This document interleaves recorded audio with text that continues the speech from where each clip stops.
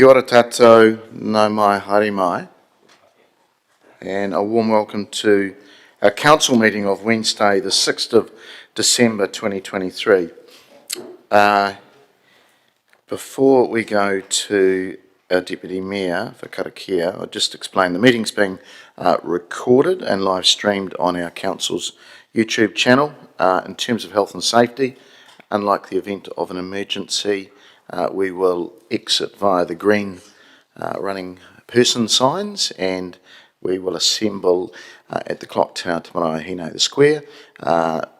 Smoking, it's a non-smoking facility. You can go to Fielding if you want to do that, or outside, please. And there is a defibrillator, unlike the event of a defibrillator being required. That is on the ground floor at Customer Services. Any incidences, please report them to the Committee Administrator. I will now ask Deputy Mayor to open with karakia, please. Tēnā koe, Your Worship, o tira, tēnā koutou i ngā rangatira, ka nui taku mihi hoki ki tōku kaumātua, pa Wirimu, koutou ko pa Peter, pa Warren, neira taku mihi ninui ki a koutou. Morning everyone, greetings. I'll start with the karakia, and in this karakia, it'll be an acknowledgement to those who have been overseas and have returned safely back, representing us here in Palms North and also Aotearoa in different important events. So ngā mihi kia kōrua, o tira kia tātou, and it's also acknowledgement of the day, the new day, the beginning of a new day. May it be productive for all of us. And this karakia is actually, it's not one that we're used to, but it's an ancient one, and it's over 300 years old. Ka tākiri ake ngā haiata o tamanui te rā. Ki te whenua ki te rāwhiti ka awatea. Ka haukua papatua nuku, ka ngaru e te whenua. Haere mai rangi nui e tū I honei. Te oha o te rā, te oha o te pō. Haumi e, hui e, tāe ki e. And it talks about the dawn has come, the dew is still on the grass, and we have things to proceed with, and may we be watched over as we make progress and share together. Nō reira, tēnā koutou. Kia ora. Kia ora, thank you, Deputy Mayor. Right, we move through to our next order of business, which is apologies, and we have one apology from Councillor Johnson, who's on council business with a hearing. So I'm happy to move that. Seconded by the Deputy Mayor. If there's no commentary, we'll vote, please.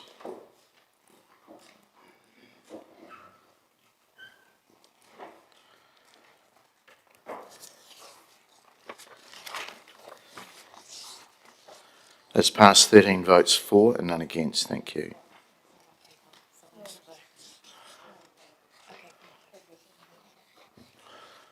Thank you. Councillor Arnott, do you have your microphone on? No, okay. You're forgiven. Right. Notification of any additional items. I haven't received any. Nothing from the floor. Declarations of interest. I'll declare an interest in number 15. Item 15. In terms of public comment, we have a couple of groups wishing to comment, and I'd first, if I welcome them both, Manawatu Multicultural Centre, but also Rangitane o Manawatu, and if I could invite Wirimu, Peter and Warren to the front table, please, and you'd like to speak around Te Matua Patoa. Kia ora.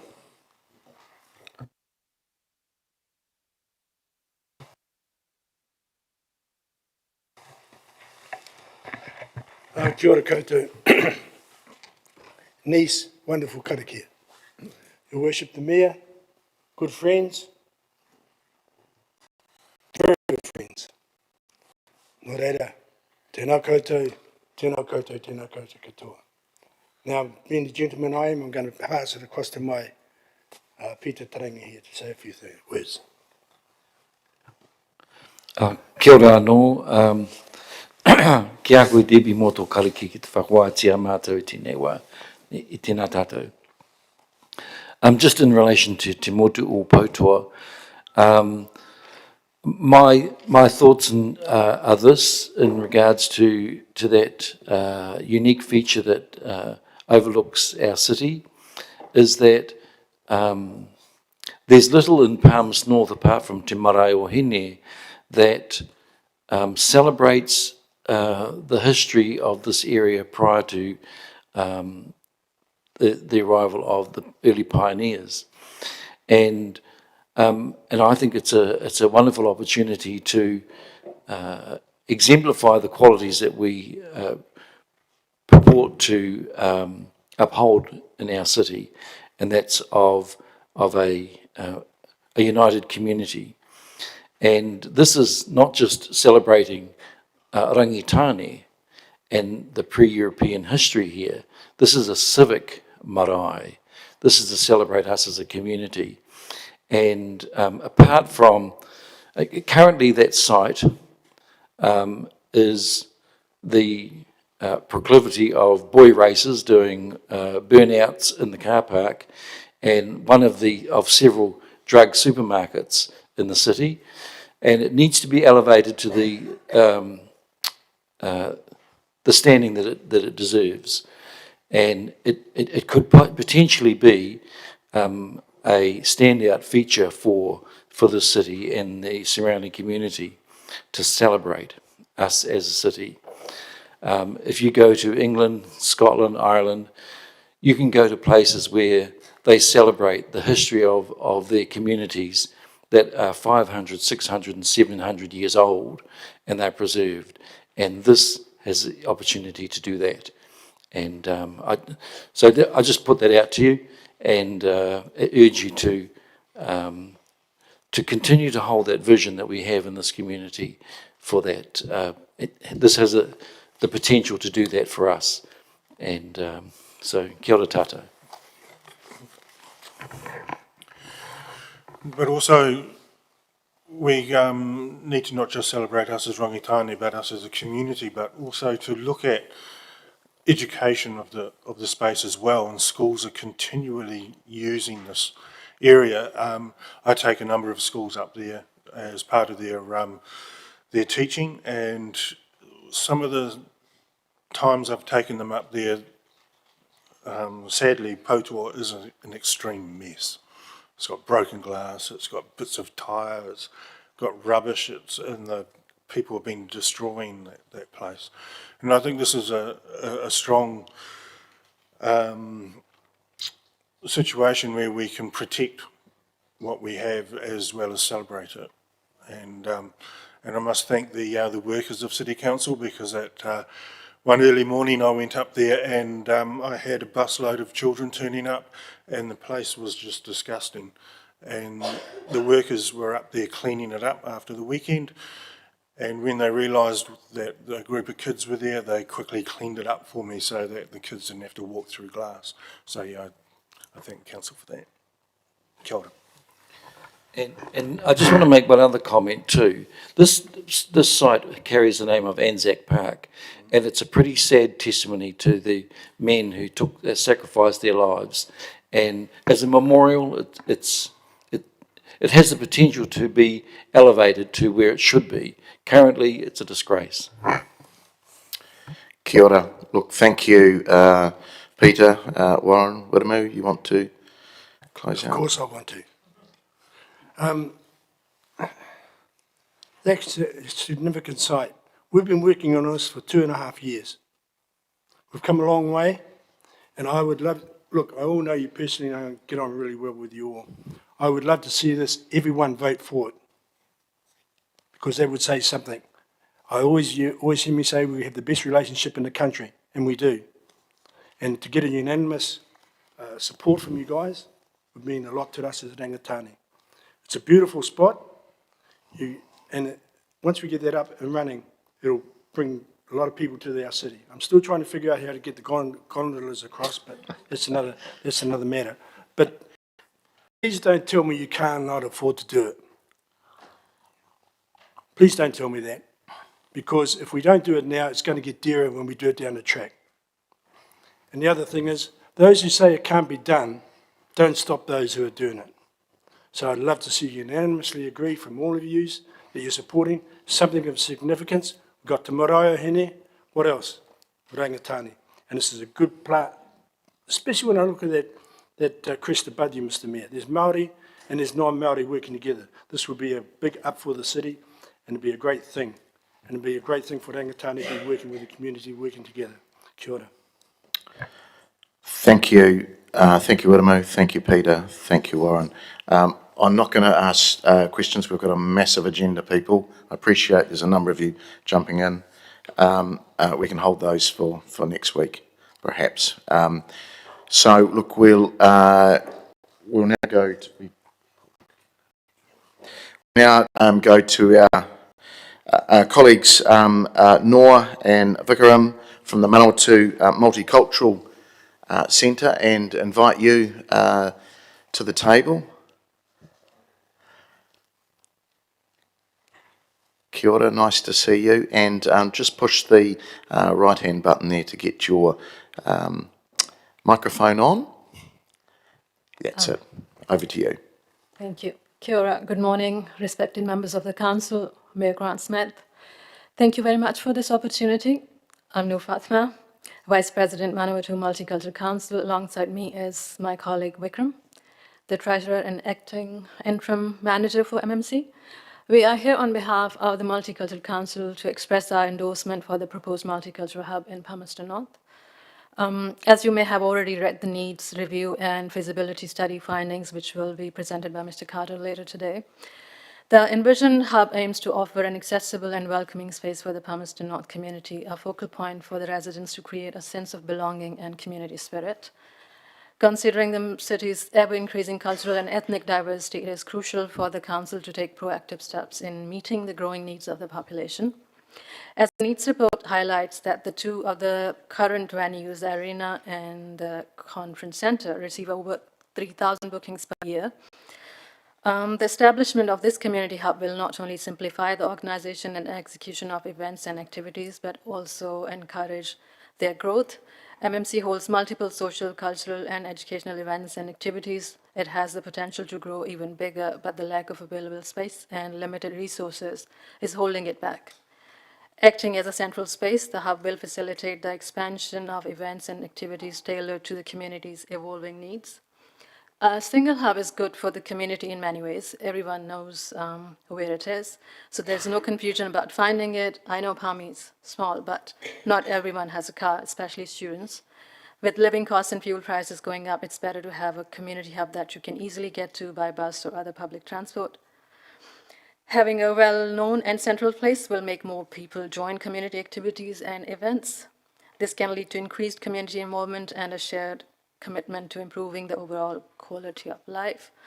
From my own experience, when I was a student, I did not own a car, so I stopped attending events once my friends with cars left Palmerston North. Many social and cultural events are in places not easy to reach, especially in Palmy's windy and rainy weather. This in turn had an impact on my social and cultural well-being and my connections with my community. Everyone should have the opportunity to be able to attend these events, and having a centrally located community hub can make it possible. A community hub can play a vital role in creating a thriving, connected, and resilient community by improving social, economic, and cultural well-being. I hope and wish that the Council supports and appreciates the value of this plan as much as we do. Thank you very much, and happy holidays. Great. Thank you, Noor. Vikram, is there anything you'd like to add to that? No, I think Noor's covered it off pretty well. The two main points that we wanted to make is that having a hub will not only facilitate the current members to hold their events more easily, but will also increase the organic attraction between the wider community and some of the cultural events that are happening. So thank you. Great. Excellent. Well, thank you very much. You can step back now. We appreciate you going to the trouble to giving us public comment, and I think it shows the diversity of our city that we have both our mana whenua and our multicultural community advocating for facilities within our city. Right, councillors, we have the recommendation there that we receive the public comment. I'm happy to move that, seconded by the Deputy Mayor. Again, I just will close off any commentary just to get through our agenda today, which I hope we can do by 5 o'clock. So we will vote on this, please.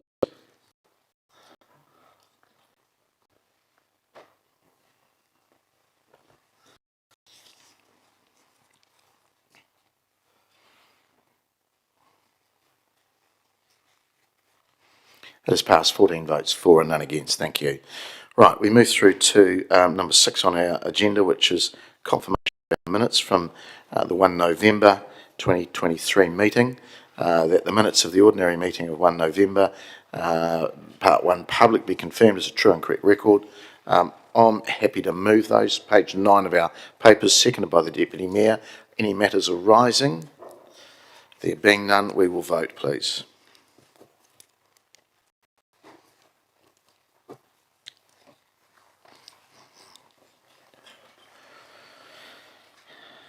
And that has passed 13 votes for with 1 abstention. Thank you.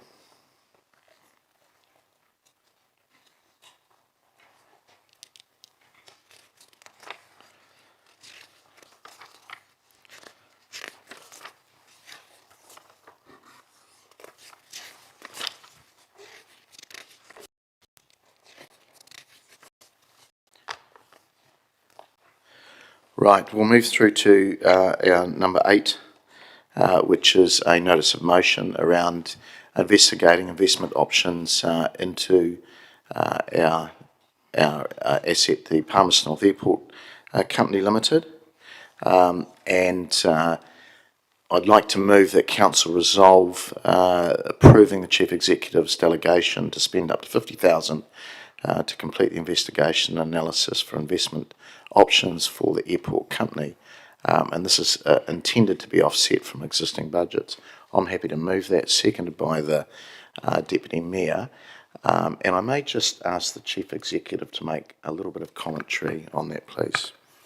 Yes, through your worship. When this item was brought to council last time, there was a reasonable amount of conversation about the airport company contributing towards this work. So further conversations have happened beyond that. So the airport company are looking to contribute towards the valuation work, and this amount that's listed here would allow council to complete its side of the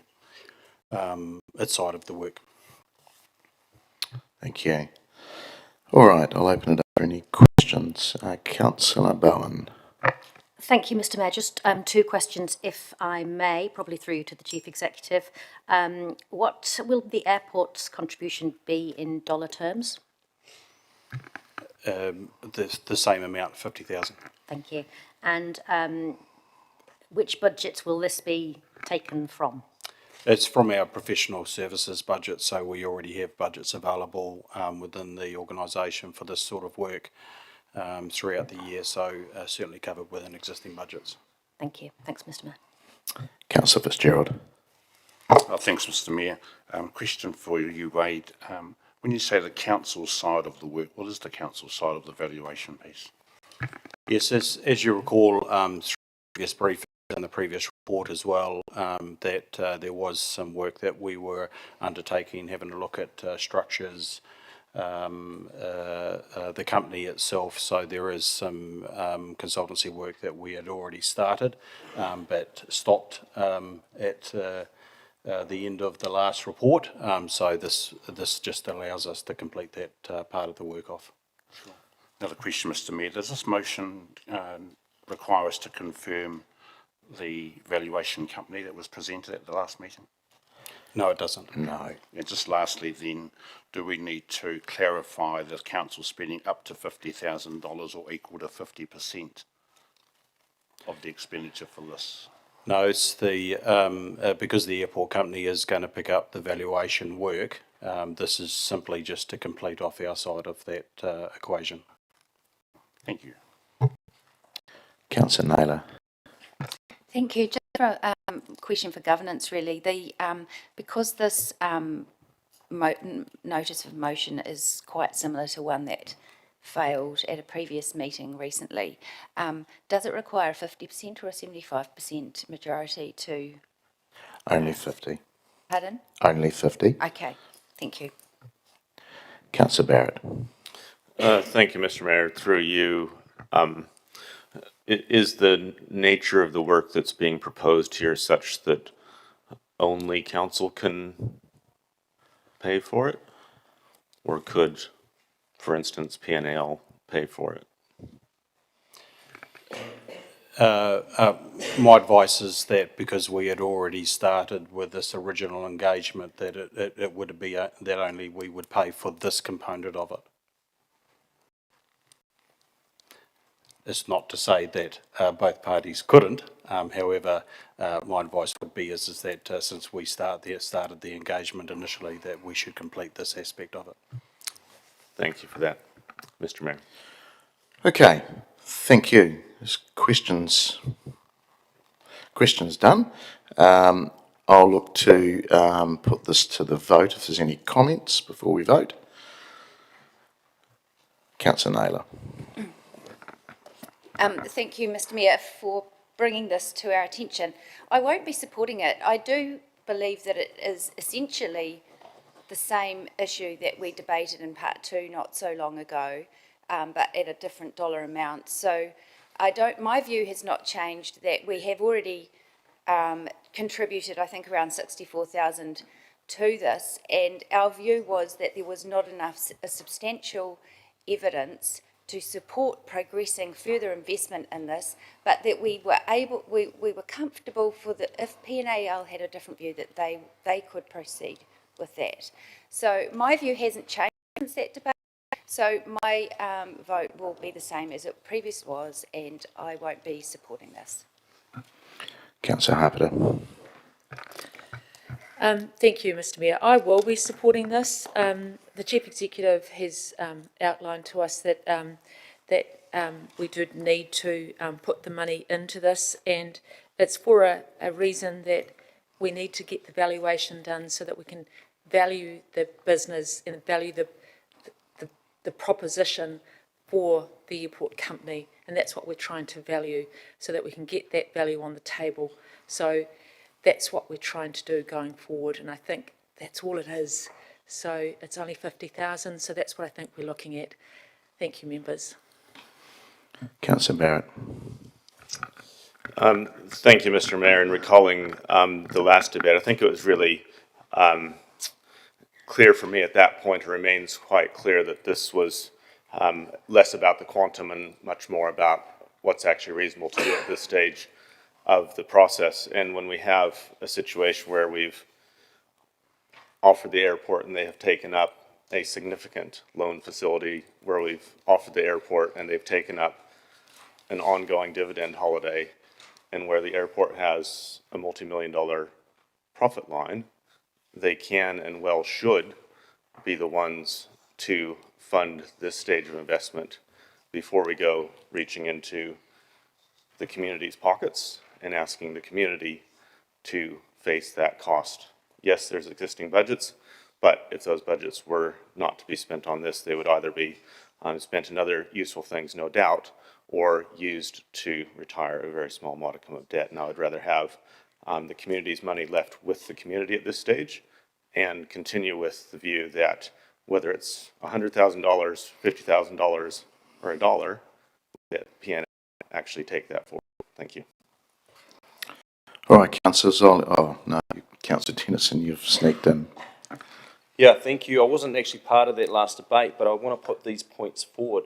That I see the loan facility and the dividend holiday as a separate issue to this.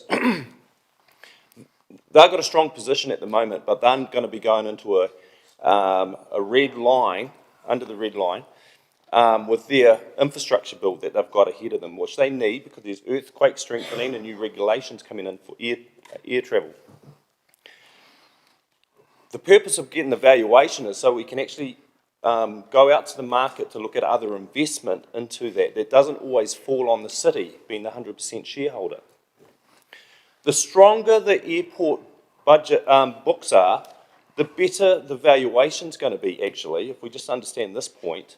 We want the airport to be in a strong position when we go out to the marketplace for other investment. And to be honest, $50,000 is neither here nor there when we're the 100% shareholder on where it sits. So I'm very comfortable on this proposition and the purposes for it. Thank you. Right, thank you, councillors. I'll just exercise my right of reply, or start of reply. I think, Councillor Dennison, you're right. We're mixing up some issues here. They are different issues around dividends and the like. But for those that really understand, we are the airport and the airport is us. Yes, they're in a holding company, but otherwise we'll just be asking the community, the same people some councillors have spoken about, for that money anyway. So they cannot fully complete their master plan without some look at possible extra capital. So to do that, Councillor Dennison's right, Councillor Harper is right, that there does need to be a real understanding of what is the true value of this asset, this very important asset for us. So we can only do that to be informed. So in the bigger scheme of things, this is a good expenditure to fully understand what the true multi-million dollar value of that asset is. And if we really do want to enable them to thrive, otherwise we are handicapping them, and they'll come back to us and the community will pay more. So I ask you to support this, please. We will vote.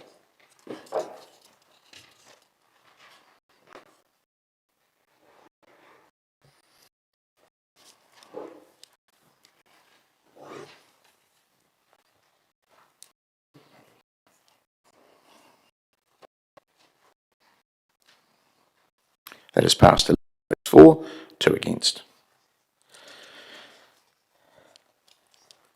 Right, we'll move through to number 9 on our order paper, and that's around the future for local government position for the special general meeting next week on the 11th of December. And there's a paper there which Governance Manager Hannah White will speak to. Just note that there is a new recommendation there, memo that's been circulated and tabled.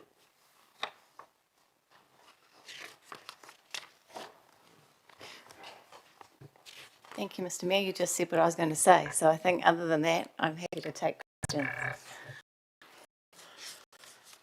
Thank you. Councillor Barrett. Thank you, Mr. Mayor. Thanks, Hannah. I was just interested in 2, up there, section 2. It uses a phrase, tax take. And I just wondered if there had been any discussion kind of or understanding that you might have around where the framing of a take came from. Thank you, Councillor Barrett. I have not been involved in these discussions, so I can't comment on that. It did also stand out to me, however. Wade, are you able to comment on that question? Yeah, through your worship, a lot of the conversations about rebalancing tax take was around GST coming back to councils or portions of it and those sorts of things. So that was the bulk of the commentary around tax take. Thank you. I guess just to clarify the question, if I could, it's not about understanding whether it was GST or some other form of tax. It was the point around framing it as a take rather than a means by which public money is reinvested into the community. Yeah, again, probably can't provide any commentary about why LG&Z might have framed it up as tax take in the manner that it has, apart from provide you some information about what the conversation was about in that area. Thank you. Could I also ask as well, between section 1 and section 4, one of the actions was around a 4-year cycle for elections, and one of the actions was around better alignment of kind of planning and budgeting processes. I'm just interested if there is any information about kind of linking those two conversations together in terms of aligning local and parliamentary election cycles and therefore planning cycles. Again, having not been part of the conversations at LG, I can't particularly comment on that, Councillor Barrett, but what I can say is that originally LG&Z intended that this was a package, and therefore that I assume that the 5 points were integrated and talked to each other. Should, at the special meeting on Monday, only some of those sections be passed by majority, then potentially the package of what's being advocated for might not speak to each other as well as was originally intended. Yeah, good point. Thank you, Mr. Mayor. Councillor Fitzgerald. I think, Mr. Mayor, probably to the Chief Executive or the governance team, it's probably difficult for you to answer this question, but obviously that panel report was released in June 23, but obviously the new coalition's 100-day plan is going to put a lot of pressure on a lot of these recommendations, particularly around hapu, iwi, Māori. Have we heard anything from LG&Z around the panel's report and the new 100-day plan for the new coalition? I have not received any statements from LG&Z, have you, Mr. Mayor? At this point, section 3 is... This will be the start, I think. Yeah, This exactly, will be the, exactly. Okay, thank you. Okay, thank you, Hannah. We have the recommendations there. I'm actually happy to take them all together because I think they all speak to each other and we would like them separated. And that the Palmerston City Councils agree to vote in favour of, and that's what I'll be moving, Section 1, building a new system of government that's fit for purpose. Number 2, rebalancing the country's I know what you mean, Councillor, tax take. Sounds like we're just grabbing it. It's their wording, I suppose, isn't it? Yeah. But we may want to talk to them about that, and we possibly will send them an email about the language that they're using. Tax take between central and local government. Number 3, creating stronger, more authentic relationships between local government, iwi, hapu and Māori. Section 4, aligning central, regional and local government priorities. And number 5, strengthening local democracy and leadership. And this will be at the upcoming Local Government New Zealand Special General Meeting to endorse the Future for Local Government, a consensus paper as LG&Z's agreed basis for engagement and advocacy with the government on our local government's reforms. So look, I'm happy to move those, seconded by the Deputy Mayor. If I could just say, I think it's still important to go through the process. I think Councillor Fitzgerald, you said it was in June or July earlier this year. It does seem like a long time ago now, and there is a different set of captains at the wheel now. I still think it's really important that we go to the government and speak, hopefully as one voice on this. I'll be very disappointed if we have some members of our wider sector that vote against this, because really all of these things are central to what we do. You bring out Section 3, I think that's a case for us to a strong point towards perhaps some of the smaller parties in the coalition about what is happening at present. So I'm very happy to move these. I hope you will support them. To me, they're pretty straightforward. I'll open it up for any comments. Councillor Barrett. Thank you, Mr. Mayor. Just to briefly comment as well, I think that the whole set does look quite strong, especially when viewed together, and a number of good initiatives in there. including around diversifying public money that is reinvested, and I do hope we avoid the kind of comms own goal that is sitting there at the moment by calling it a take. But yeah, you know, some of the things around participatory decision-making, really, really positive, proven in other countries and other communities to work well and get better outcomes for communities. So I'd hope that we have a unanimous support of this at this table and that it's unanimous support for this across the country, because we need as strong as possible an opening gambit for engaging discussions with the government. Councillor Fitzgerald. Thanks, Mr Mayor, and totally agree. I'm more than happy to support this for two reasons. I'm hoping that that tax take might be clarified to mean that central government will start paying rates to local government for their properties. But thirdly, from the Māori world perspective, a movement has started. We saw that yesterday. This is an opportunity for local government to also strengthen its voice around supporting that movement as well. So I'm in favour. Thank you. Great. Well, thank you, councillors. We'll vote.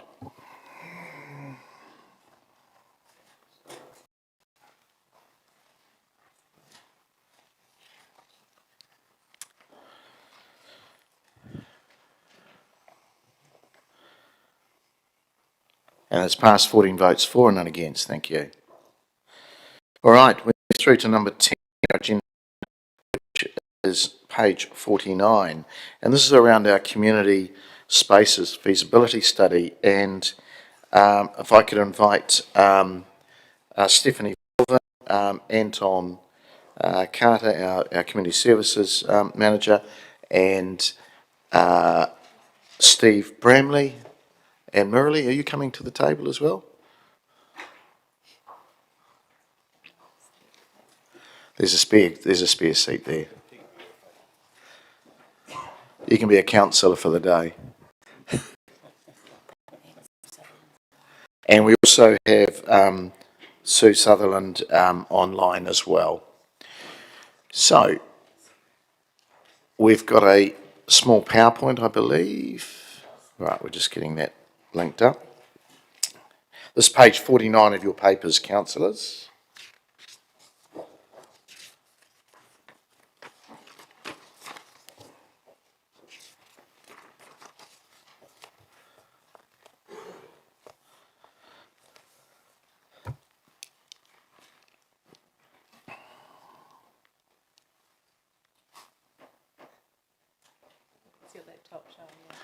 Your laptop is actually showing on.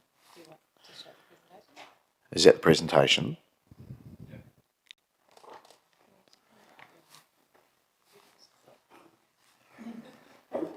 It's a very nice blue, cloudy sky.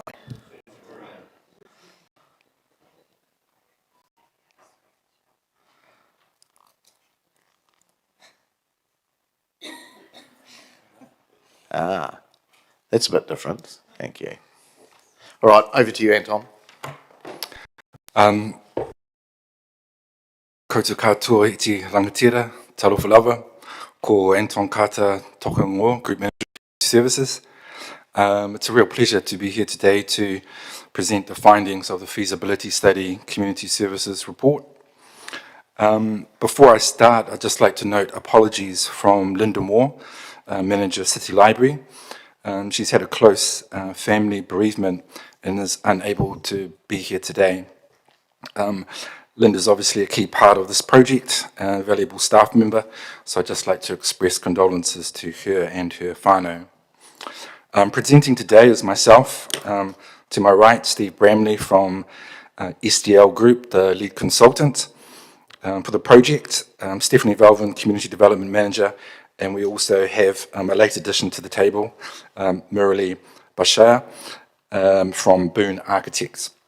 Online we have Sue Sutherland, the library consultant, and also Patrick Hay from Rowlandson's Quantity Surveyors.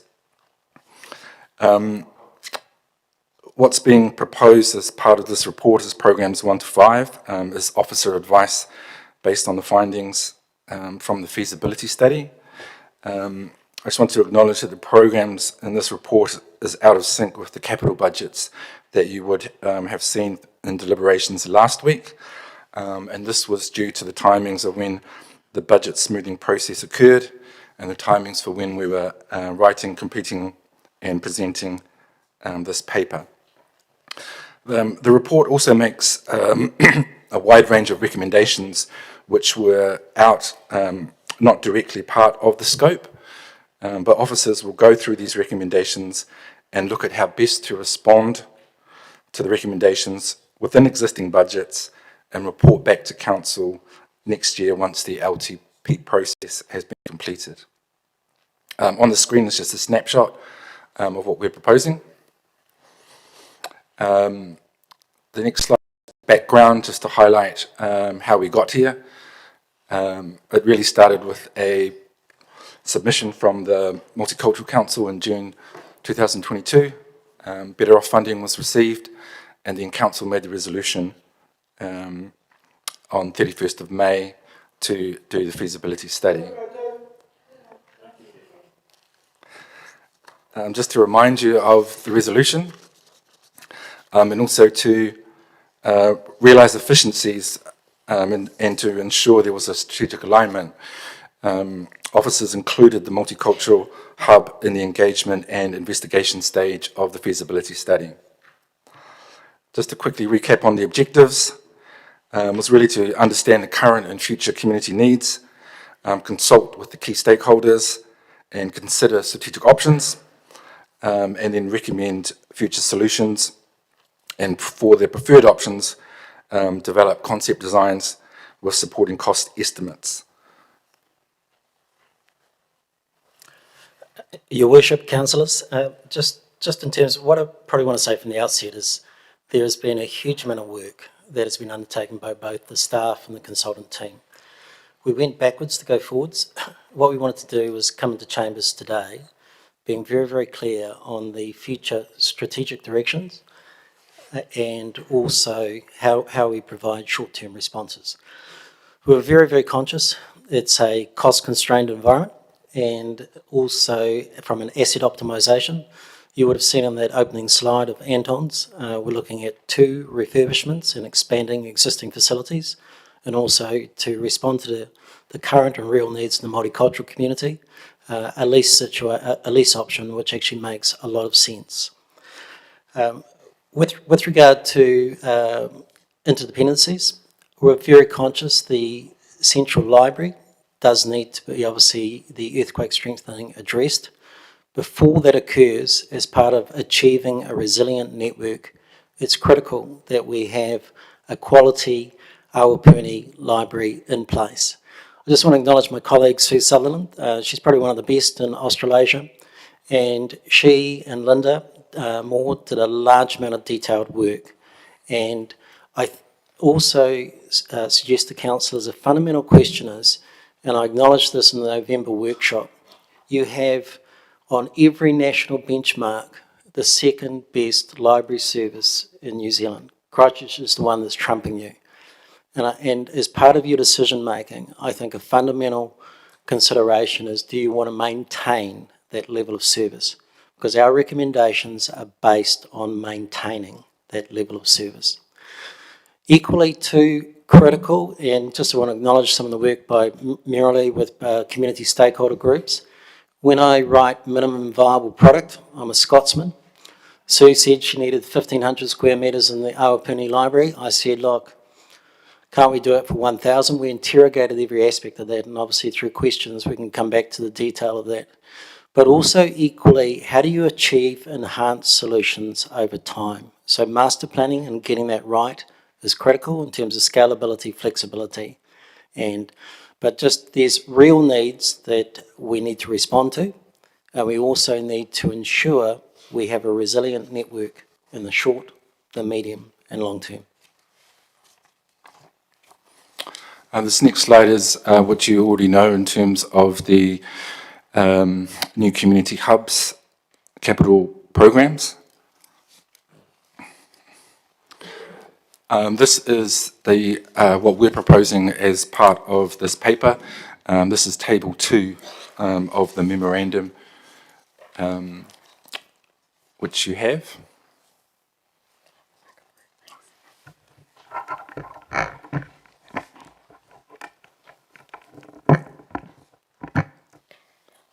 Kia ora koutou. This next slide is a depiction of the current network, also found in your report. As Steve mentioned, in order to develop a really robust set of options for the facilities in question, we looked at our network of libraries and community centres across the city. We considered what communities of interest each facility currently serves and in what ways, and also considered the projections and plans for future growth for each area. Currently, whilst both community centres and libraries are delivering a great service, that is despite of the facilities we have, and there's uneven coverage and quality of facilities that's really varied and holding some communities back.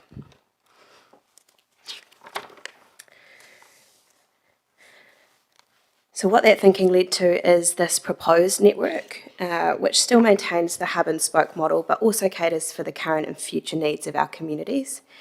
While decisions today focus on just 4 of the facilities, we thought it important to highlight the wider strategic view and evidence base, as there are a lot of interdependencies for this work.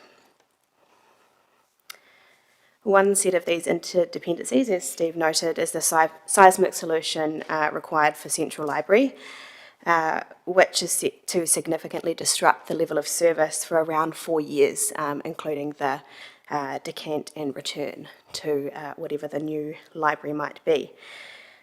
So we've proposed that Te Patikitiki and Awapuni developments occur prior to Central as a way to mitigate disruptions, so levels of service can be better maintained across those 4 years. Further than the Central Library, as you'll know, there are several other buildings which require seismic work. And by strengthening the network and creating capacity across the 4 facilities in question, this will create space in some of the other existing facilities, which could then be explored as options to support during the wider seismic work, such as storage or activity space. And I'll now hand to Steve to go through each of the options programs in more detail. Thanks very much, Steve. Firstly, in terms of the Multicultural Centre, what's critical for our ethnic communities is a large gathering space, whether it's social and cultural gatherings. Obviously, the self-catering kitchen is a very important part of that. And we interrogated and questioned, I mean, for example, as part of our work, Anton and Steph and I had a good look at what Massey's offering, but we really do need a central city location. And I think I probably ended up visiting quite a lot of your central city offices and that are sitting vacant. And there is some smart solutions that we can actually respond, and we actually took one of those options quite a long way as part of this work. About evidence-based, I just want to acknowledge Ahmed and the community development team did some excellent work, and we developed bottom-up, and we identified in excess of 300 days of main hall space use, probably equating to about a visitation of 40,000 to 60,000. And as councillors are already well aware, you have a growing ethnic community, and this is pretty typical. The work I do in Australia, what you provide today versus what you provide in 10 years with shifting ethnic profiles, you do need flexible solutions. And the type of solution with a lease option is actually a very good way and cost-effective way to achieve this. With regard to cost, we can fundamentally do it in the order of about 750,000 in terms of one. I almost ended up in a negotiation role with one of the real estate agents, but that's what I do half my life anyway, so quite enjoyed that. And they came down. We could probably push them a little bit harder, but we need to do some fit out if we proceeded with that option. But we wanted to come into chambers with today. There is potentially a real live option now that we can achieve for that money.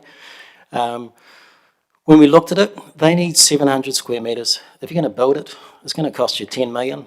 And you'll probably see buried in my, very long report, probably about, for every $1 million you spend, you've got to spend about 15,000 on assets. So if you've got to spend 10 million, it's 150,000. We can achieve a lease cost ongoing for an average of 100,000. So there's a smart way to achieve this. And I just want to stress this, I was sceptical on this one, but I was 100% convinced this is a real community need that we do need to respond to now, and there's a cost-effective way of achieving that. With regard to Te Patukitiki, I learned rapidly, and I think Mayor Grant joked to me that there's a number of times I flew in and out of Palmerston North. It was becoming almost a world authority on each suburban area. But we tested a range of options here. When you do a library spend, often you can achieve great place-based outcomes. We had a look at whether we could actually, in the retail area, and I met with several councillors, we explored it. But what was coming through loud and clear from the community is the current Te Patukitiki site works incredibly well for them. And you'll see there we're refurbishing an existing building. We're adding an additional 265 square metres. And that's the way we can achieve a smart outcome for effectively sort of like a 3.5 million figure. And also, desperate need in that community is for community spaces, and so they can have after-hour access. One of the recommendations you'll see in the report, the Highbury Whānau Centre, they've been a victim of their own success. I mean, they just don't have any spare booking time, and that is why we need this extra community space. There is some wider landscaping that you can do over time in this area. This is for 3.5 million, we can achieve a minimum level of external, but we provide what is absolutely needed, an expanded and refurbished Te Patukitiki. The Pacifica Centre, really enjoyed spending time with this community, and I sat there with Sunny and Annie, and they've got no office space. They can't run education classes. There was boxes from Africa. I thought they might have staged it. I dropped in just by chance another day. It was exactly the same. And they just don't have enough space. And again, we did a bottom-up exercise and, acknowledge Annalena and Annie in terms of some of the work done there. There's 40 real events, 250 people plus. And again, the kitchen there is inadequate. There's no office space. We need to expand the activity area. Again, councillors, as you look at these figures, right, 30% of that figure is actually being spent on a refurbished facility, and we're looking to expand the area so we can achieve functionality. Everyone will be aware there is a longer term aspiration of Whālei. That's big money. We haven't got it. And there was a real realism and acceptance and a real modesty by the Pacifica community. We just need some more space to get this right, and they do.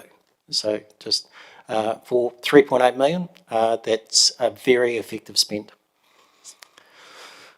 This is the big ticket item.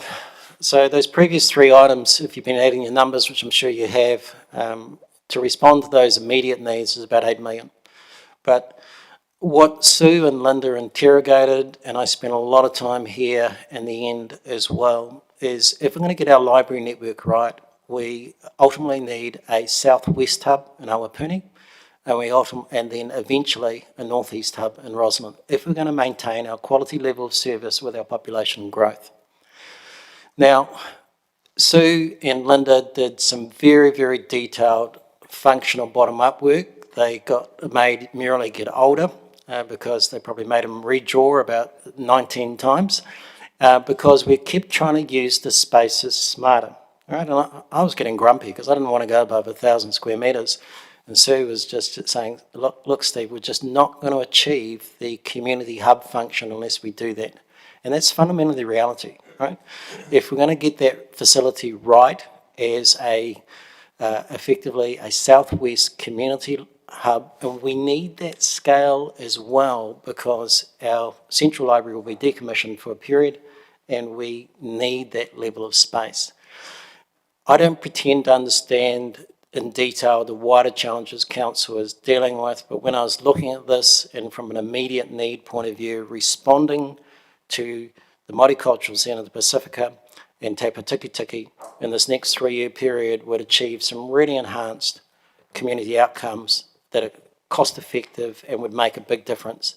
And then I was probably, just when I was looking at numbers and talking to Wade about it, if you did your Central City Library a bit later, then you could potentially do your Awapuni Library if you're trying to spread your cash flow in year 4 and make that work. And when you look at that 28 million number, That is based on starting building in Q4 2027. Those other numbers are based on starting building in Q4 2025, right? So when we did the work, and probably as an independent, I am 100% confident there are real needs and there are smart solutions for those three that we've discussed. And then this one, I think, is about a phasing exercise about how you time it, because that's the bigger money. Thank you very much, Steve. Finally, I'd just like to acknowledge all the community stakeholder groups and individuals who gave their time and invaluable input into this project. Also like to acknowledge lead consultant Steve Bramley, Sue Sutherland, and Murali Bashar, along with the core project team and other council officers. It's been a real team effort. Ngā mihi nui, koutou, whawhatai lava. Now we'd be happy to take questions. Thank you, team. Very excellent presentation. If I could just start with a couple of questions before I go to colleagues. So, in terms of the Awapuni Community Library and Hub, when does our lease? Is it? I mean, am I saying things we are allowed to say in part one? When does our lease finish on the current building? Because we don't own the building, do we? No, we don't own the building. I'm not sure exactly when the lease finishes. Okay, all right, you'll come back to me, thank you. And we'll need to, all your figures there, which thank you, Steve, are obviously quite thoroughly worked out through, but we do need to purchase land, don't we? Is that correct? Yes, correct. And that sits outside those figures. Right, okay. Excellent. Okay, I'll go to Councillor Wood. Thank you, Mr. Mayor. Thank you all for the presentation. Just a couple of questions from me.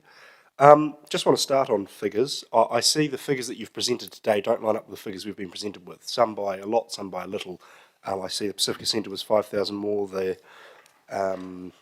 Te Patikiti was 30 or 40,000 more. I just want to understand what the final figures are for your proposal. They're not necessarily huge differences, but I think it's important we're clear on exactly what they are. Yes. The figures that we're showing here today are the final figures, so I apologise for the discrepancies in the report. All right, appreciate that. There was a slide you put up about the multicultural hub that said 300,000 plus 450,000, but didn't explain what those two figures were. So I just want to be clear. I understand a portion of that is for the refurbished cost. What's the other portion? That is how potentially you can fund it. There's better off funding. 500,000 that was allocated, of which 50,000 has been spent towards this work, and there's 450 reserved. And that's assuming you can apply that. And I was looking at correspondence in the last 48 hours on that. Certainly my experience is better off when you deal with Crown infrastructure. They set out to build a building, but if you've got a more cost-effective solution, I'm sure you can work that through with Crown infrastructure. And there is a net CapEx contribution by council of 300,000. Appreciate that clarification. Thank you. And so you mentioned that you were looking at around 100,000 PA lease. Is that a gross or a net lease you're looking at? That is the net cost to council. So in terms of the gross lease, in terms of what the Multicultural Society is currently paying, and obviously in terms of on costs, then the net cost to council ends up on average over a 10-year period, about 100,000 per year. So what's the square metre rate you're looking at for the space? Square metre rate. Overall. Could I just double check that? I can give it to you in a couple of minutes. Just a question on the proposed Awapuni Community Library. You've spoken about how this would help provide capacity for when the Central Library is being upgraded. What I want to look at is what happens once the Central Library is upgraded. So are we building a space that is going to be very well utilised for the 4 years that our Central Library is upgraded, and then will be effectively well bigger than it needs to be once that's done? Or do you believe there'll be ongoing residual need post the redevelopment of the Central Library? The whole network is premised that you need the Awapuni 1,500 square metre facility, and from an overall timing point of view, regardless, you'd probably be looking at a situation in 4 to 5 years you've got Awapuni. In 10 years, obviously, your but within 10 years you're addressing your Central City Library, and probably about 15 years out you've got to address the Roslyn Northeast Hub. So those timings are very real in terms of almost matching your population growth in terms of providing the quality of library services that you currently do. All right. Just two more from me. You've looked at the lease option for the multicultural hub. I can probably appreciate why you didn't look at that option for the Pacifica Centre, or it wasn't viable there, but I just want to understand for the other two, was a lease option considered? And if it was, why did you choose not to propose one instead? Yeah, again, with Te Pātiki Tiki, you've got an existing building, so effectively you've got half the existing building. Where we started in each of those buildings was understanding the asset condition, whether we had a good building or a substandard building, and so it was making a balanced call. So with regard to both Pacifica and also Te Pātiki Tiki, it made smart to reuse the existing asset. And with Awapuni, wider issues in terms of Awapuni, just that whole area, I think you've got an amazing area on both sides of the road, and you can achieve a real sense of place. And there's obviously been discussions in terms of acquiring the parcel of land that have probably been relatively well advanced, and that made really, really good sense. Your Awapuni Community Centre is also one of your oldest, right? It's about 69 years old. It'll probably, in 10 years' time, potentially it will hit that cost benefit point. Do you continue with it? So again, part of the thinking with the Awapuni Library Community Hub is you develop that over the next 4 to 6 years, and then you could potentially rationalise your community centre at Awapuni when it just becomes not sensible to continue with it. Thank you. And just my final question is on regarding Table 2. As someone who comes from outside of council, a $2 million figure for a detailed design and resource consent seems like a lot. I just want to understand if that's in your space normal. Is that a reasonable amount to spend on a design? Or is that above average, below average? Where does it sit? We benchmarked that from the QS, right, to actually really take that through to the end of detailed design and QS for a 28 million facility. That's real. You know, so it's 70% of your total probably professional services fee, where 30% actually occurs during the construction observation side. Thank you, Mr. Mayor. Councillor Barrett. Thank you, Mr. Mayor. Thank you for presenting to us today. Just one quick question, a little bit to the side before turning to the main one. I saw Hukowhitu Village Centre reflected in there in the current and future, and that there's kind of a change in the dot color. Is the Hukowhitu Village Centre aware that they have a dot on this map and that it might change color in future?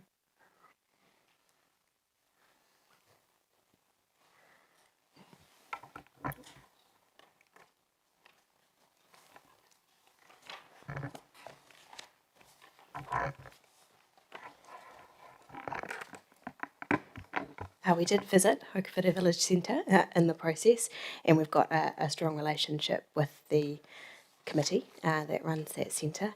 That's really indicative of into the future, and as Anton mentioned at the start, some of those wider recommendations we'll address after this first portion. Great, thank you.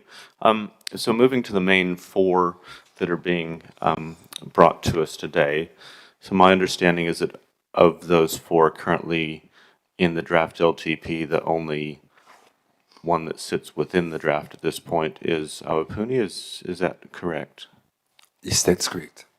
Thank you. And in terms of the other 3 sitting outside, were those considerations more around deliverability or more around affordability? How do we get to this position where only 1 out of the 4 is in the draft? My understanding the consideration was around affordability. And has there been an assessment around deliverability?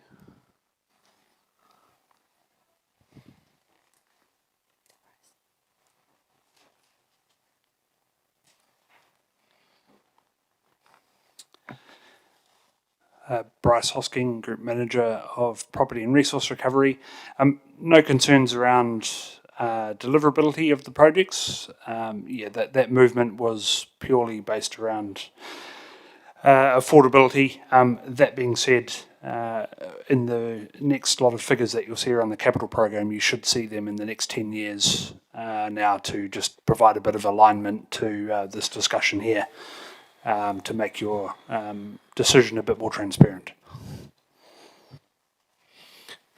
Thank you, but that would still, without further instruction from council, only be including Awapuni? Essentially, yes, that'll be your decision to include however many of them you wish. Great, thank you. Just looking for clarity around process here. Moving specifically to the, I guess, quite immediate option that has been suggested around a space for Manawatu Multicultural Council. I did have to duck out briefly during the meeting, so apologies if I missed it, but has that specific option been socialized with MMC, and do we have any information from them?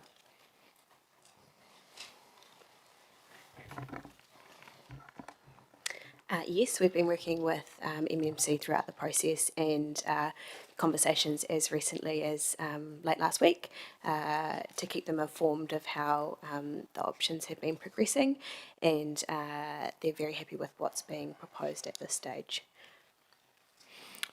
And has that included a walkthrough or visit to that site? Not of the site, no.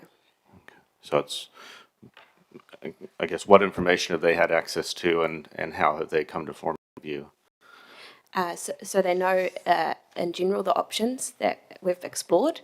Obviously there are some sensitivities around the information that we can share, so they haven't got the confidential piece. But in terms of the locations and sites, they have an awareness of that, and we're happy with the suggestions overall. So I guess noting the need for confidentiality at this stage, kind of, is there a path forward that would allow a more detailed exploration of the compatibility of that specific option with the organization before we actually had to sign any paper? No, absolutely, but it's a case of getting clarity from councillors regarding what they're trying to do.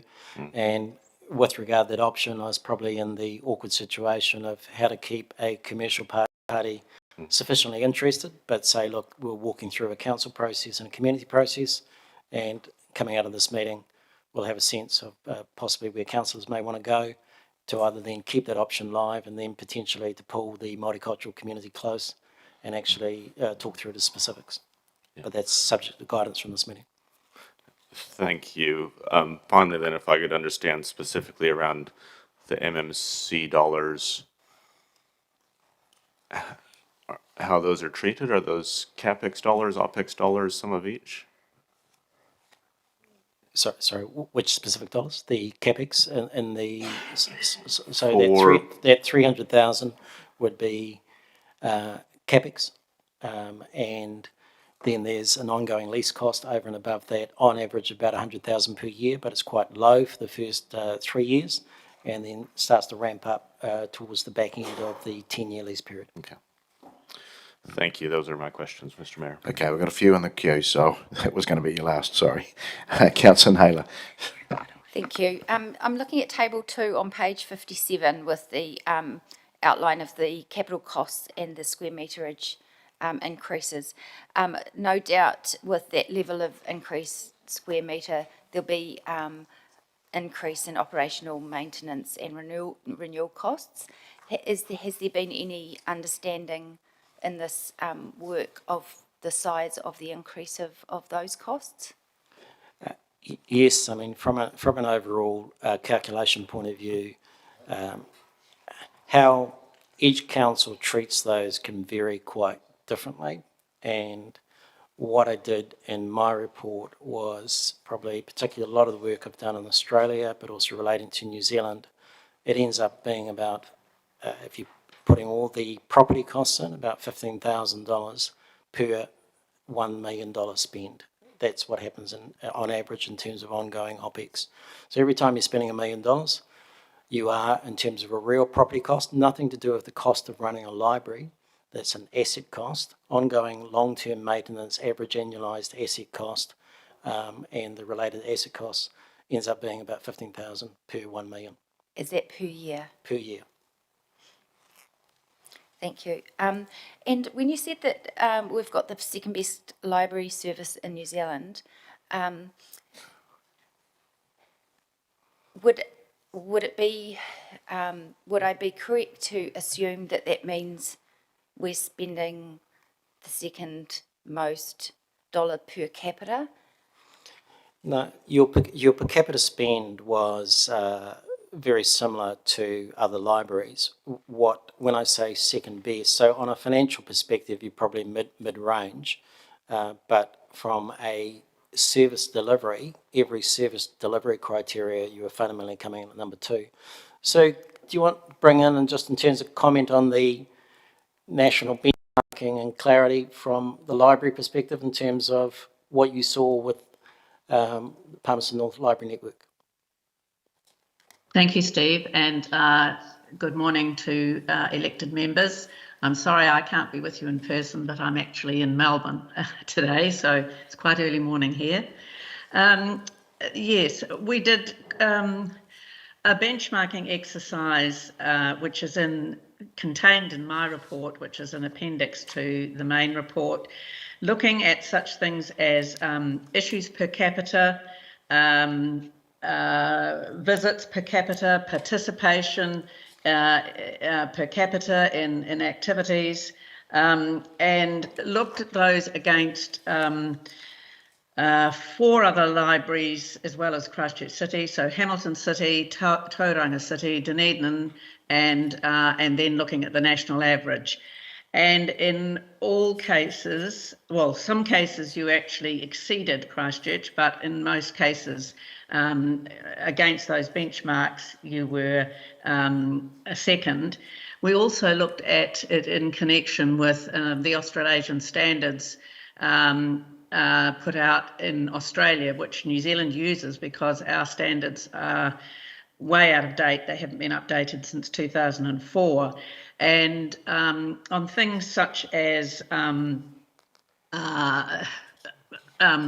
turnover of stock, so that is when you've got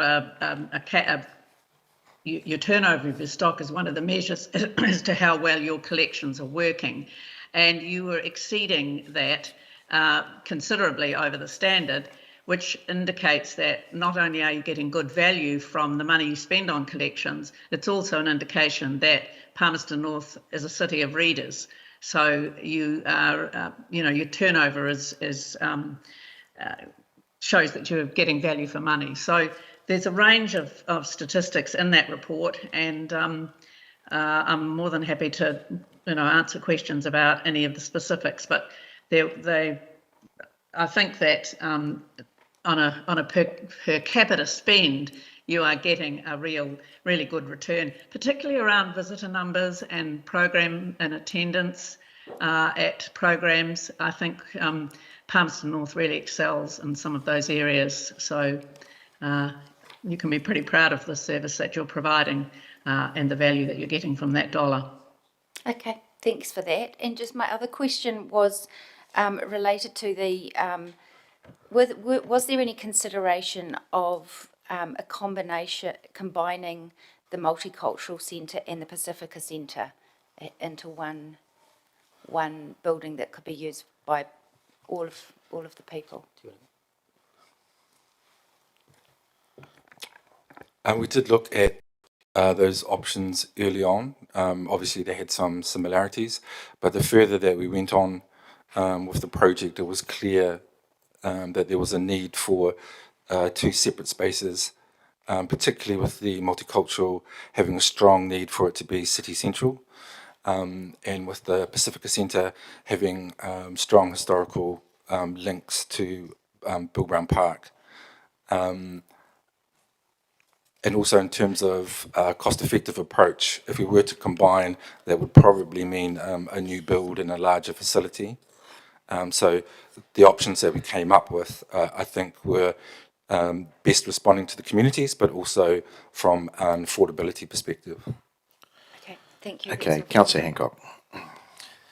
Thank you, Mr. Mayor. I've just got a very brief question, really. It's just, and it's just really a point of clarification. Just in terms of the Awapuni Centre, and a question was raised earlier, just in terms of the capacity and the ongoing need for that capacity. Can you just comment in terms of the social capital value that it will get out of situating other services, facilities, and amenities within that hub? Sue, do you want to comment on that first, and I'll go second?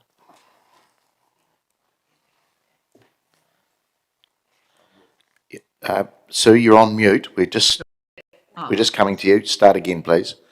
Sorry.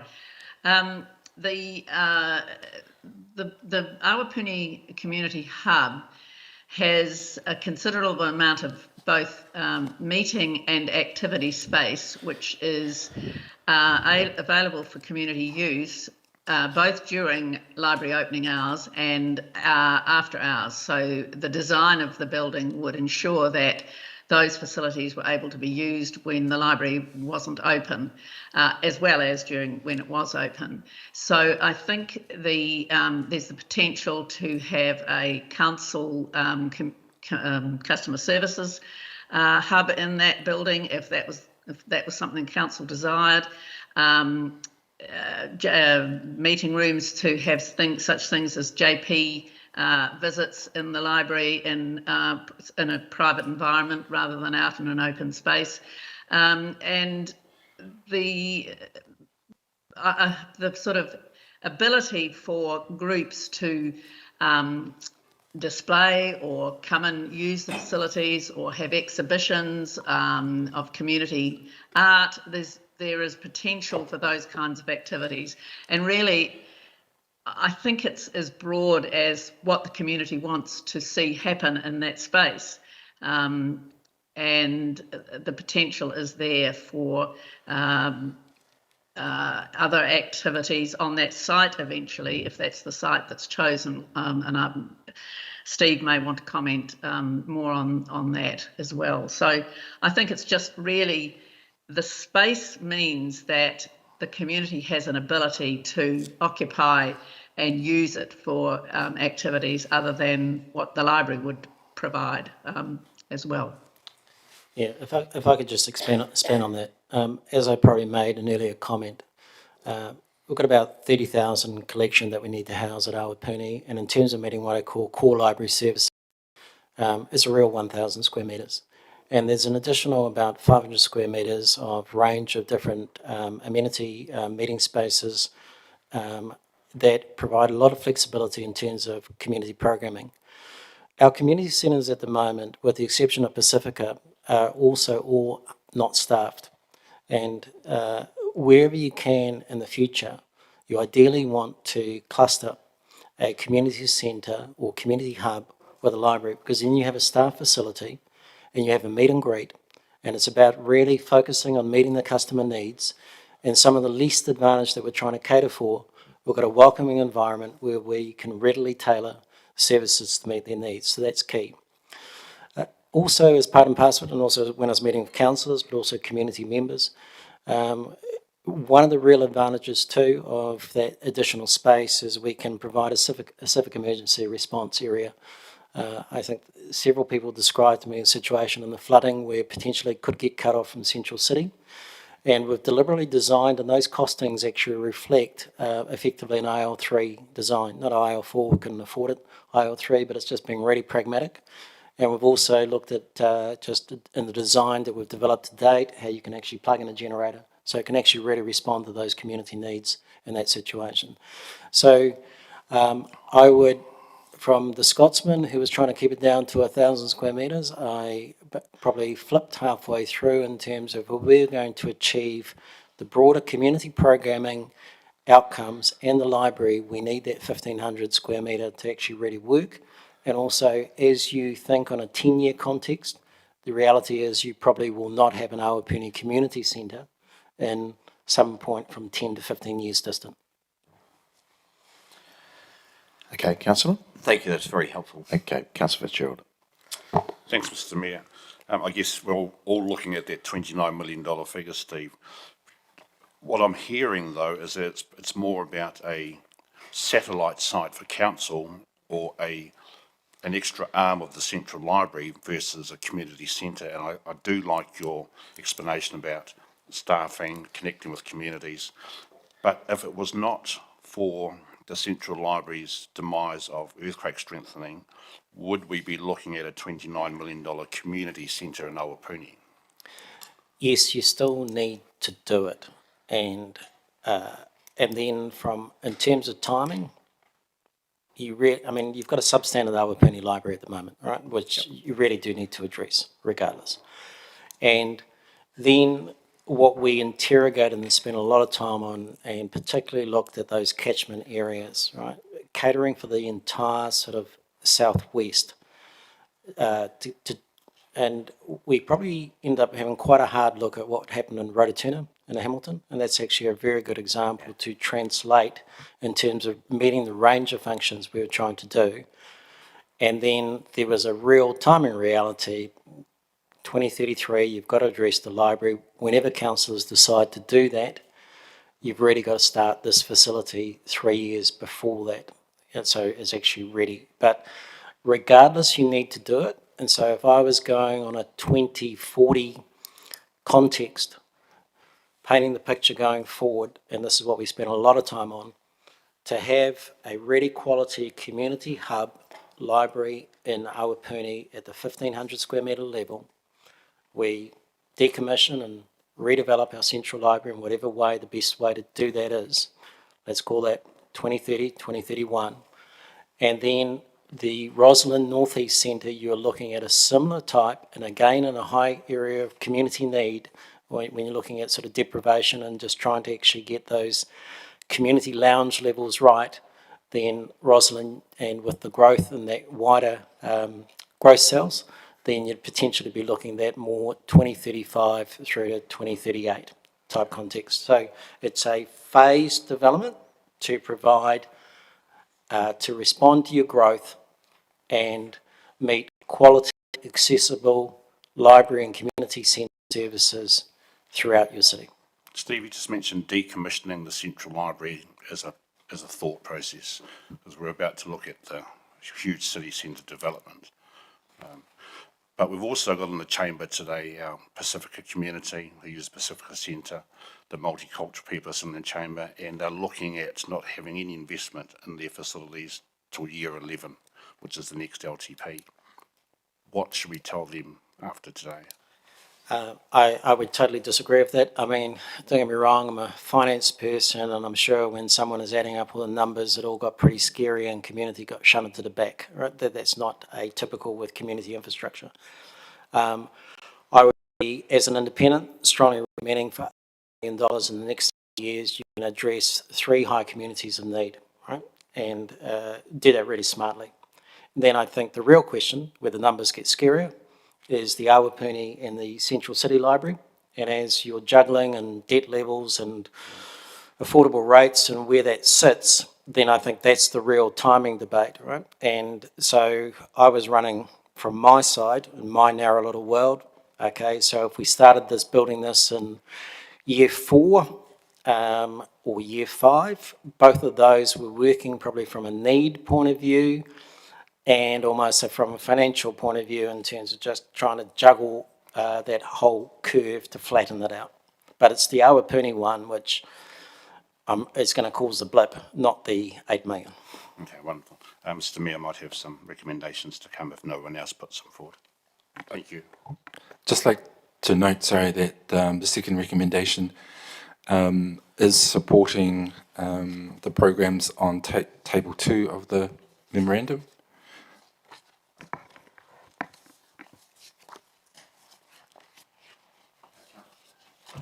Councillor Happer. Thank you. Thanks, Mr Mayor. Just one question, Steve.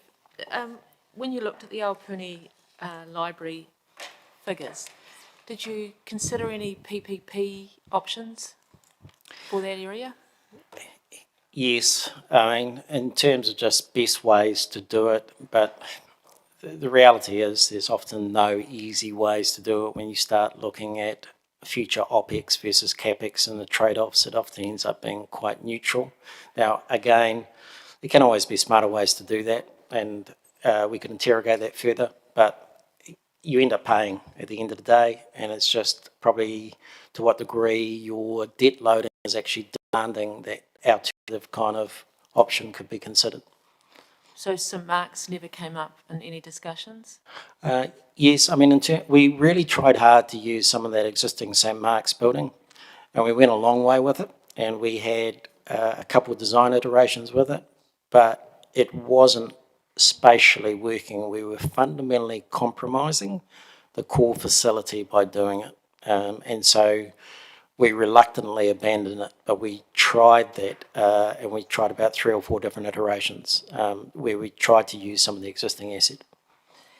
Going back to the option of building rather than leasing, so it's still a principle for Awapuni to build rather than going back to the leasing option? This is one of your flagship libraries going forward. I mean, your central city, your southwest Awapuni, and your northeast Roslyn. I would be looking to own those assets and do them really well and achieve multiple community outcomes at each of those sites. That would be what I'd be doing. With some of your satellite ones, I think they become smart options going forward in terms of lease, particularly with changing growth communities. Thank you. Councillor Dennison. Thank you, Mr. Chair. Just wanted to ask more specifically on the Pacifica proposal for Bull Brown Park and the relationship with Kia Toa, their inquiry to have club rooms established on that site. Can I understand the current point around their position of how early they might want to advance, and is there indications they'll be coming through long-term plan submissions? So I'll probably do a double act here with Steph or Anton, who's best placed to ask. I spent a reasonable amount of time with Kia Toa and also same with Murali and Anton and Steph. And what we considered really early on was what were their needs and how could they provide that club rooms. So that design, as you'll be aware, the Pacifica Centre on one side, the amenities on the other, and it made quite a good cost-effective solution to actually put a raised club rooms facility. Probably where I was differing with in my Kia Toa discussions, I was probably aware what some of their financial capacity was because they shared it with me, and I thought there was a level of square meterage they could achieve. Probably their ambitions are probably double that, but I think there's an achievable solution. They can actually probably move on pretty quickly within their resources, but that's obviously for them to decide. So the master planning can fully accommodate Kia Toa on a level 1. It would require a reorientation of the main field, which again made really good sense. And as part of our discussion, there was probably a little bit of past tension between the Pacifica community and Kia Toa as well, and we walked that through with all parties, and there was a really good understanding. We're creating a community wellbeing and community centre with the Pacifica Centre, and sport and recreation is an important part of that, and Kia Toa is an important service provider as part of that space. So it's compatible. In direct response to your question, whether they come to you next year, I think will come down to whether they have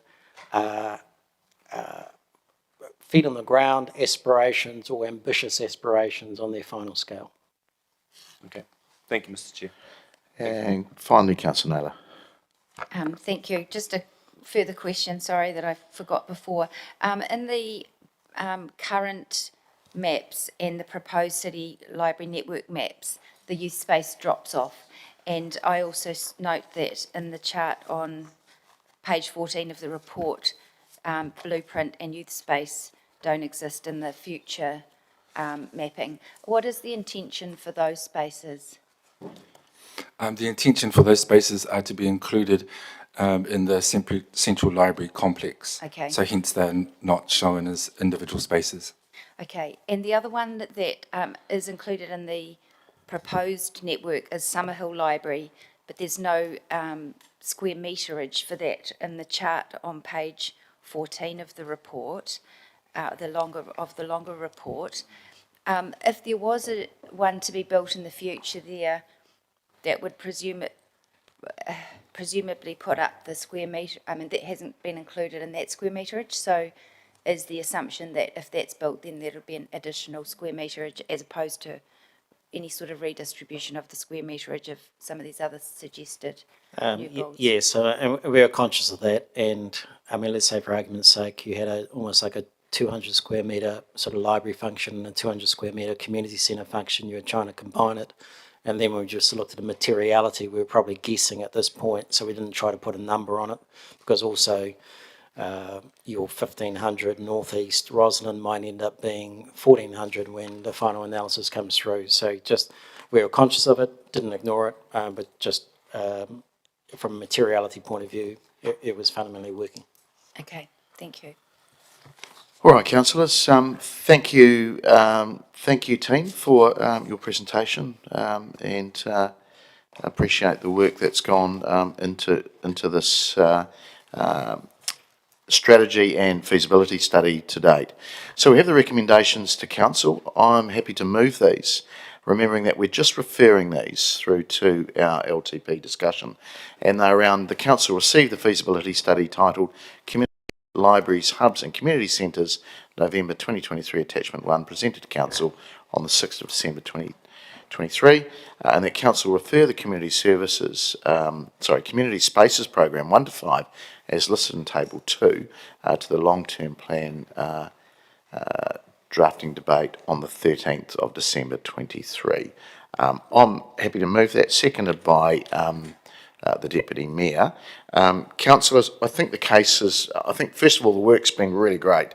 I think it's important that we have a strategy around our libraries and also community centres. It's quite heartening to see that we're still held up some revere around what we do in the library space, and we know it's always a challenge to provide community spaces for our very, very diverse community. So that's always going to be something that we're always running to try and achieve.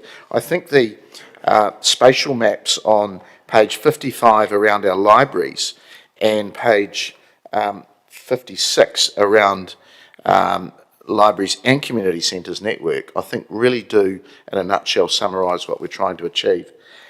I think the case has been really, really well made, and I think, having been around this table 10 years, this would have to be one of the most thorough feasibility studies that I have seen. So congratulations to the wider team, and I think you've put the core or the case for investment very, very well.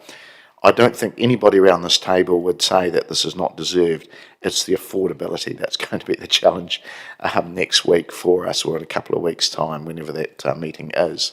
So I'm very happy to put this forward. I think the refurb around Te Pā Tiki Tiki at Highbury has been well articulated. 11,000 plus people in that community really do use this facility well. If you go and see the facility, it is well used, but it's worn. That would be probably the nicest way of putting it, and it does need some investment. The Pacifica have been very modest with us in saying that they need more room, they need more expansion. I go to the facility regularly, and people are hanging out the doors basically because it's too small. It's absolutely too small. And you know, we did a refurbishment, I think, when I was first in council around 2016, and look, it served us well to now, but the kitchen facilities, and anybody that knows our Pacifica community, there's always kai, there's always food with our events, and they need that space, and at present, they're not. It's not being well catered for, so I do think that the staged expansion there is well required. Awapuni Library and Hub, and I think it's more than just books, and I think Steve was trying to get that across.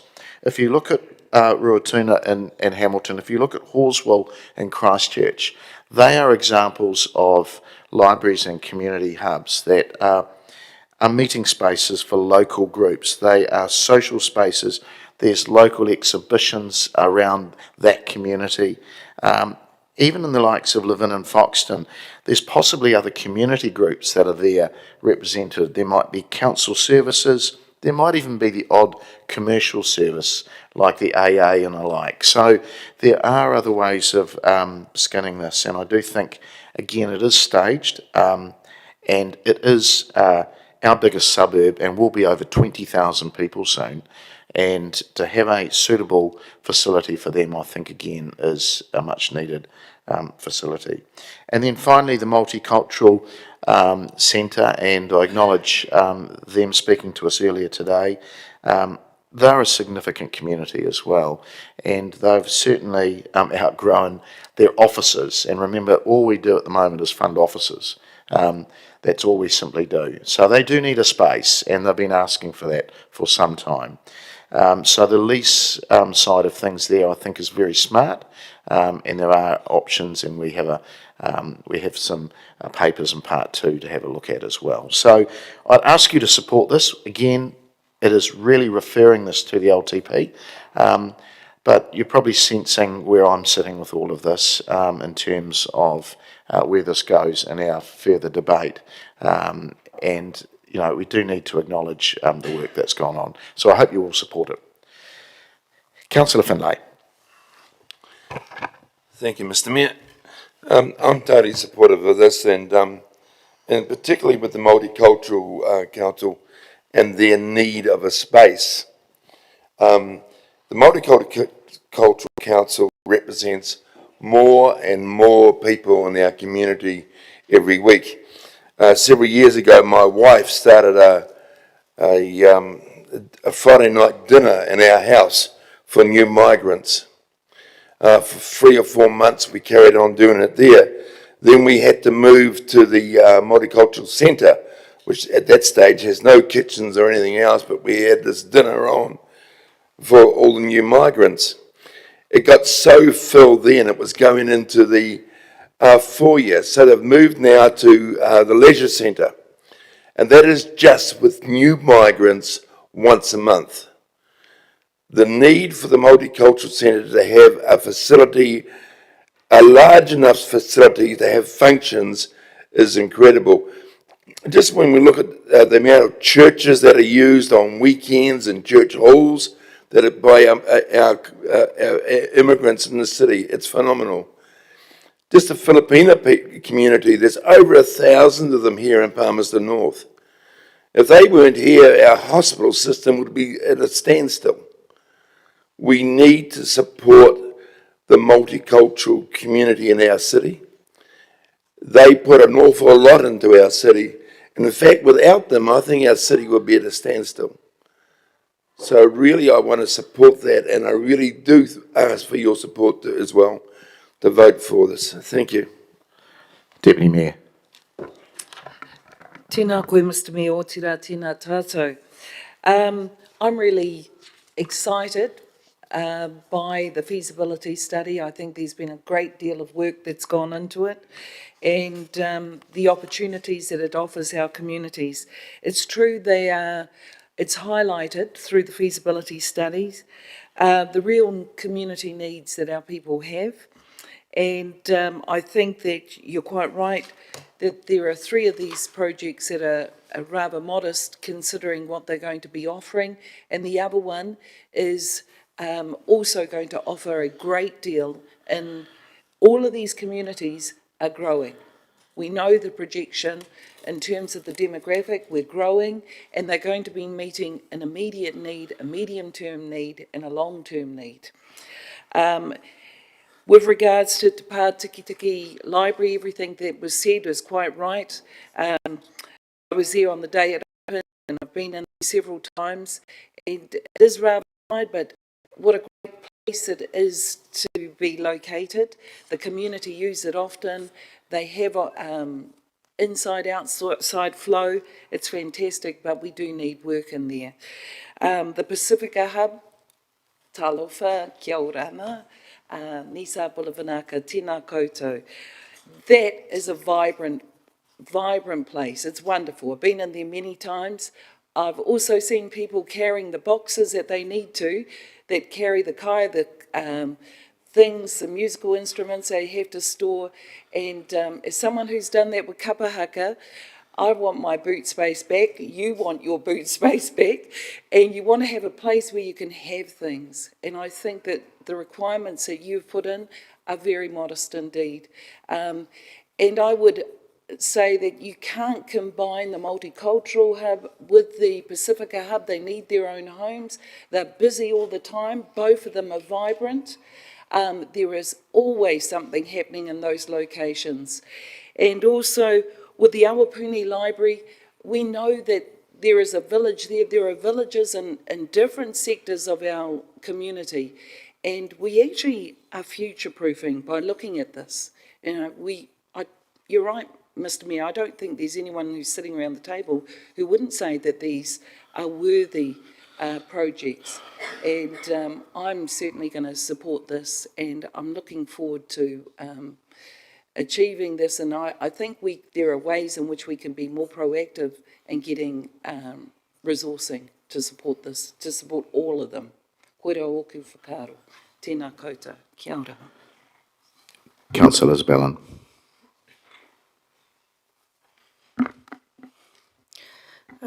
Ngā mihi, thank you, Mr. Mayor.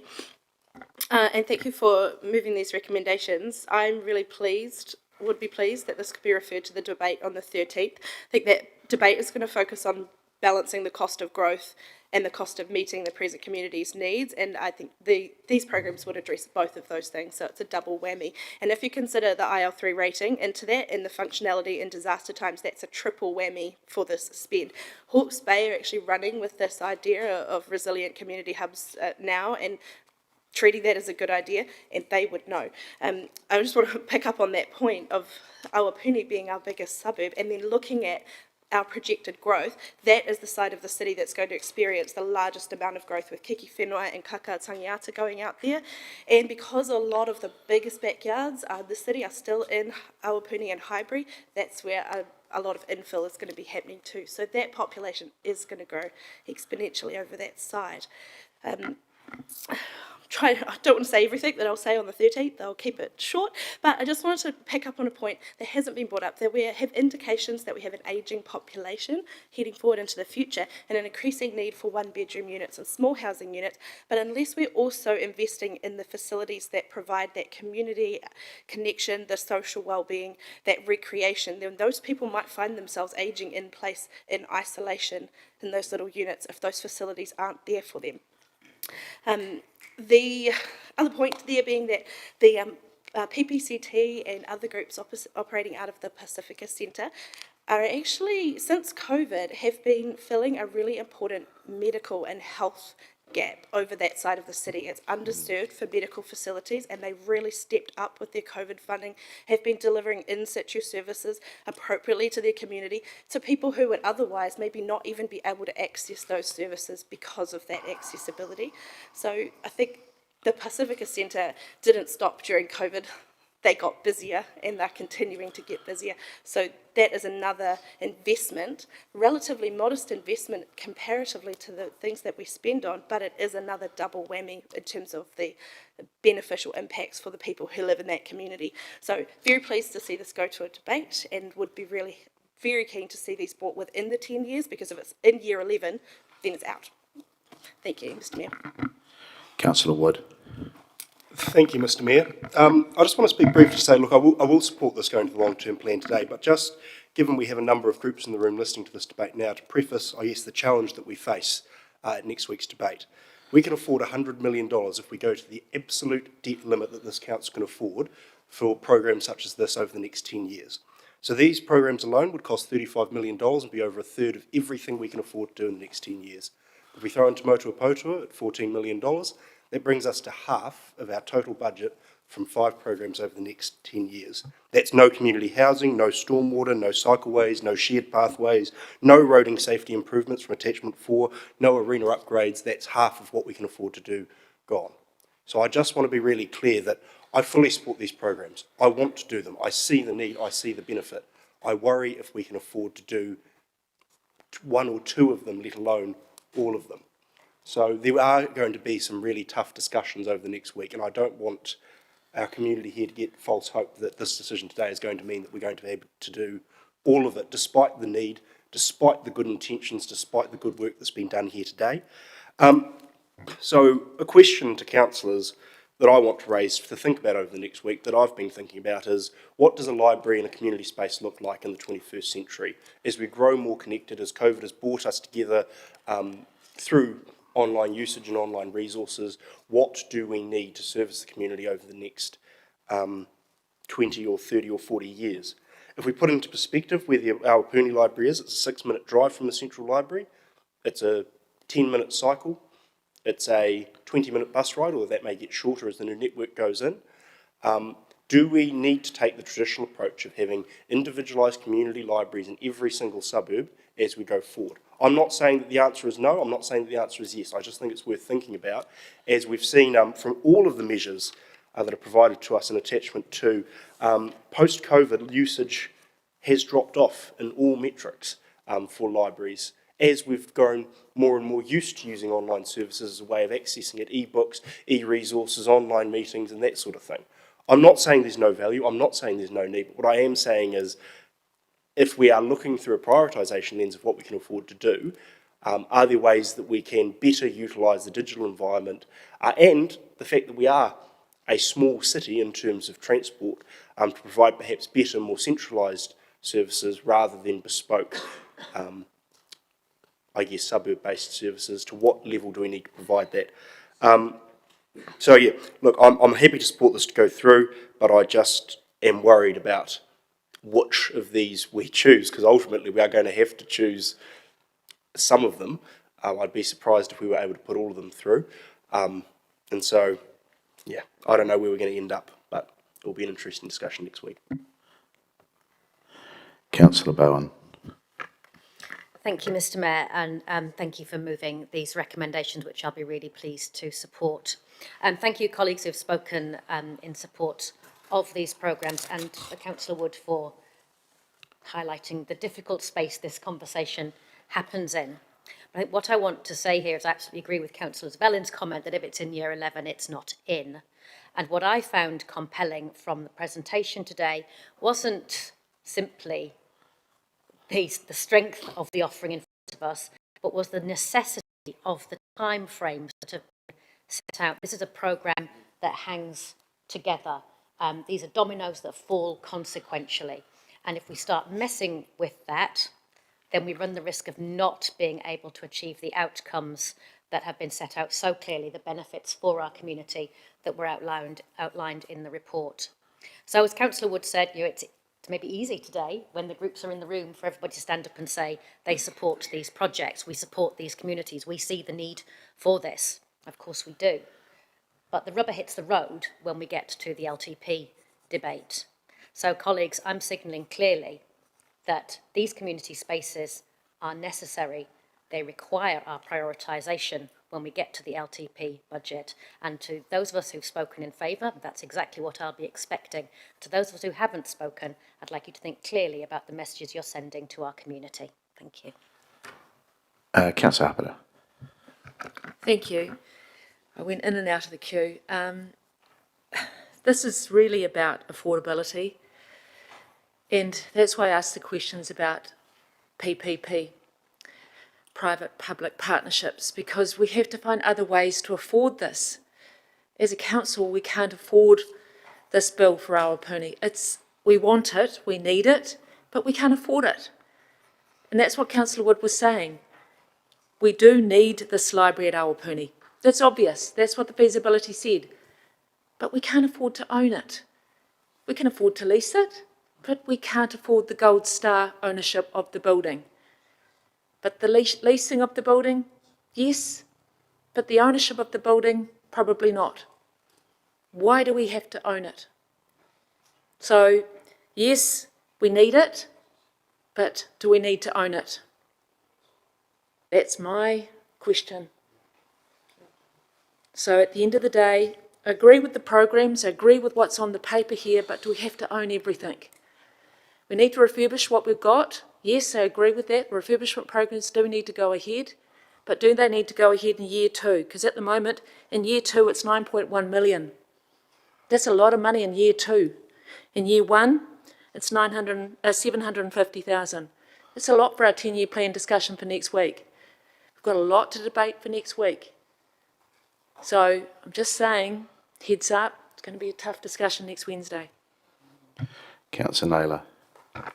Thank you. Yep, I'm also happy to support this being referred through to our discussion next week. But I do, given Councillor Bowen's comments, that, you know, if we vote for this now, it's like almost indicating what our decision will be next week. I just want to put my hand up and say, no, that's not what I'm saying today. Today, what I'm saying is that I'm happy to refer it to the LTP discussion, where we actually do make decisions in the context of all of the competing priorities. I want to say that this piece of work has been done very well, and it's what we asked consultants to go and do. However, when this came to our workshop, I did feel a little bit frustrated that this piece of work has been done in isolation to the central library work. You know, the assumption of it being a hub and spoke model is implicit in this, but there's nothing around the hub. I feel like making decisions about the spokes, the peripheral part of the picture without understanding the central part of this picture is a bit piecemeal, and for me, I feel that I'm not having a good understanding of the whole picture in my decision making, and I find that quite restrictive actually. But that anyway, that can't be changed now, because we, you know, the recommendations were made and we asked for that piece of work done in that way. But certainly, it will be a difficult consideration next week. There's no doubt that there is need in the community. There's no doubt that there is need and aspiration and desire in the community for many things. So that will be a difficult discussion next week. In the meantime, I'm very happy to refer this to that discussion. Okay, thanks, people. Look, to save time, I'm not going to respond or write a reply. I hope I've read the room right. And we will vote, please.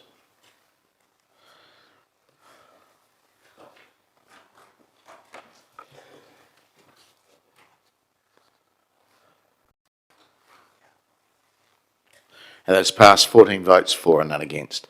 Okay, we'll break now. So back in the chamber at 11:15. Thank you, and appreciate our visitors and guests in the gallery as well. Thank you for attending.